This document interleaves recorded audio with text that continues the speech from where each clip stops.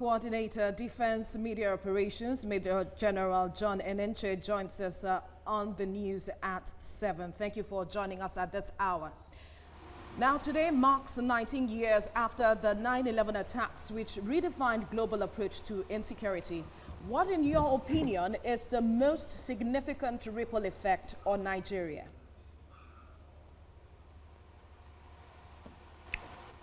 Hello? Can you hear me? No, repeat the question again. All right, I said today marks 19 years after the 9/11 attacks, which redefined global approach to insecurity. What, in your opinion, is the most significant ripple effect on Nigeria? Yes, it's all of the effect is all over the whole world, but specifically for Nigeria, we have shared our own fair share of it.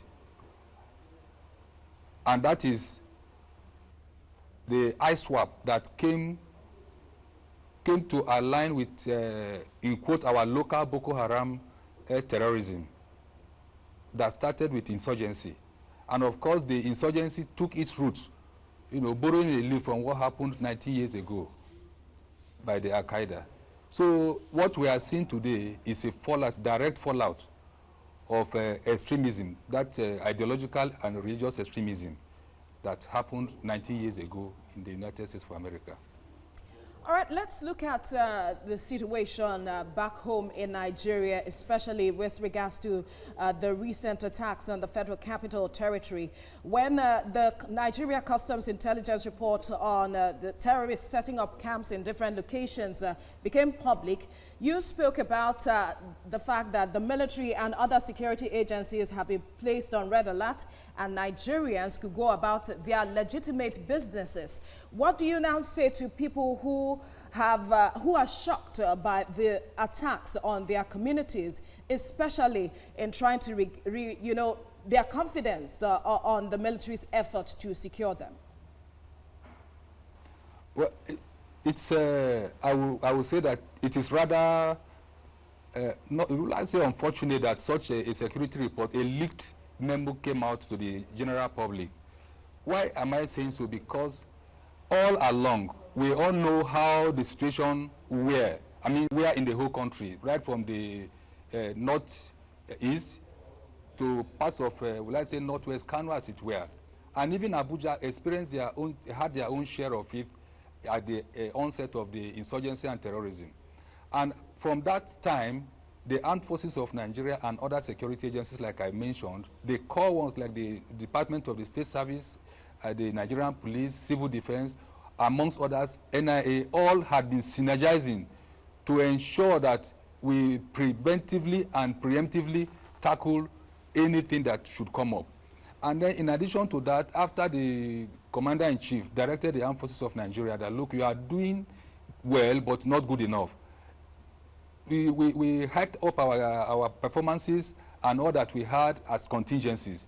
And that it was based on that, and we were seeing results, because when you look at expectational analysis, that is what the people expect, and weigh it against the situational analysis, that is what is actually happening. For us at the strategic level and then in the ops rooms, we know that, yes, there is improvement, and all those measures are in place. So for that unfortunate leaked memo going to the general public, it's like unnecessarily hitting up the society, the community, the polity and all, which was not necessary.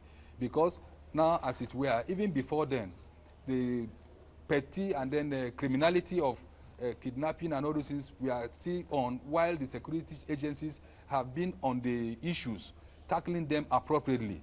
So that was why they needed to do that, because that is the situation as it is, and there is no time that there is a lacuna in our planning, re-strategizing, and looking at changing our modus operandi to ensure that we tackle them appropriately. So it is very, very necessary that we gave out that information, which is real, that we are actually on top of the situation. Okay, for the want of time, I'm going to ask you two questions in one.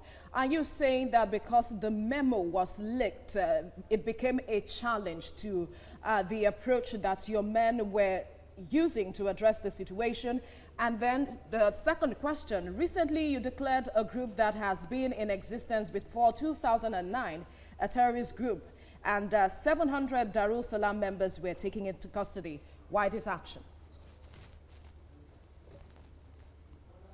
Well, the leaked memo, the unfortunate leaked memo, of course, like I said, it's for the human nature. It was enough to make them become apprehensive because they don't know like we know, and we are the operatives in the field. So we needed to come out and tell them and allay their fears that it is not so. Ordinarily, what happened, as it were, was the usual routine directive or instruction that military or military agencies and paramilitary organizations give to their senior commanders or management level, that you have to be conscious. It's just like we call it a muster parade, routine briefings and all. And that was what, and I also understand that it was not even meant to be something committed to black and white. It was an instruction, tell the commanders, the various heads of our border locations to ensure that, you know, they are on top of their games. And it came out differently. So it's normal for human beings to begin to be worried, because of course the man in the community looks at all security agencies are the same. Now to your second question or the second clarification, I want to state here that the military does not declare a group terrorist organization. You only come out with the analysis like any other person. What is terrorism? Who is a terrorist? Somebody that instills fear into other people. So any group of person or person that does that is automatically, naturally a terrorist. But legally, to declare them, it lies with the Office of the National Security Advisor, the Attorney General of the Federation, or the IG. They go and then do the legal procedures, and then they declare them, and then it begins to have international implications on that organization. Otherwise, what you say is that this man is a terror, that woman is a terror. The person that makes other people to fear, to instill fear into them using the force of arms, that is a terrorist. So it was in no way, the military did not in any way categorize them legally, but all the characteristics of terrorists they have, that was what we relayed, not that we have it, you know, authoritatively or legally. All right. I want us not to look at it that way, because it has legal implications. All right. And we are bound by our own limits of what we can do and what we can say. So right. A terrorist is a terrorist, we'll whether declared a terrorist or not.